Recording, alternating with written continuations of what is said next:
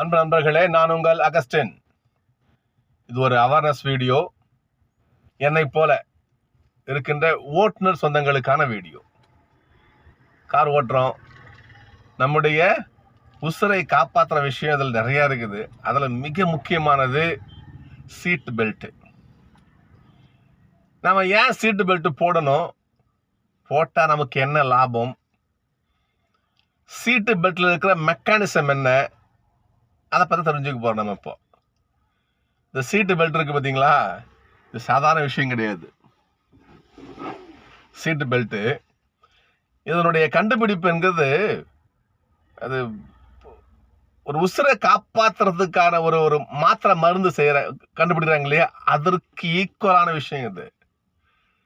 ஒரு உசுரை காப்பாற்றுறதுக்கு எப்படி மெனக்கிடுவாங்க, எப்படி அதை மாத்திரை ஆராய்ச்சி பண்ணி கண்டுபிடிச்சி அதற்கு ஈக்குவலான விஷயம் உள்ள இருக்குது.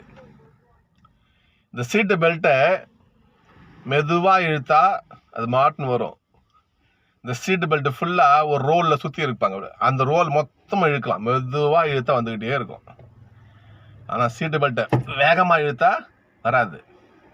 இழுத்து பாருங்க பாப்பா, நீங்கள் வராது. மெதுவாக இழுங்க, வந்துக்கிட்டே இருக்கும். இங்கே பாருங்க,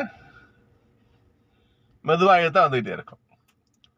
விபத்து காலத்தில் நமக்கு ஆக்சிடென்ட் சொல்லிட்டு வராது இல்லையா, விபத்துங்கிறது சொல்லிட்டு நமக்கு தந்தி கொடுத்துட்டா வரும், ஒன்றும் கிடையாது. திடீர்னு நடக்கலாம். அப்போ அந்த சீட்டு பெல்ட் நம்ம மேலே இப்படி இருக்கும் பொழுது நமது உடம்பு சீட்டோட இணைக்கப்பட்டிருக்கும். அடித்த வேகத்தில் நம்ம போய் முன்ன போய் இடிச்சிக்க மாட்டோம், கிளாஸ் இடிச்சிக்க மாட்டோம், நமது தலை பாதுகாக்கப்படும், உசுறு காப்பாற்றப்படும்.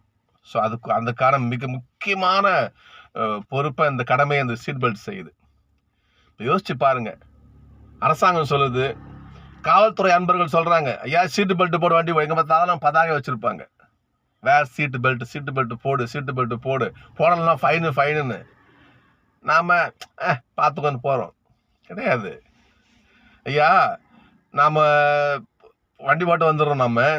நம்மளை நம்பி வீட்டில் பொண்டாட்டி பொண்ணு கூட்டிங்க இருக்காங்க ஐயா, வயசான பெற்றவங்க இருக்கலாம், தாய் தகப்பன் வீட்டில் இருக்கலாம். இல்லை என் புள்ள இங்கே போய்க்கிறான், 10 ரூபா கொண்டு வந்து கொடுப்போம், நம்ம சாப்பிட நம்ம நம்பி வீட்டில் உட்காந்துருப்பாங்க தாய் தகப்பன்.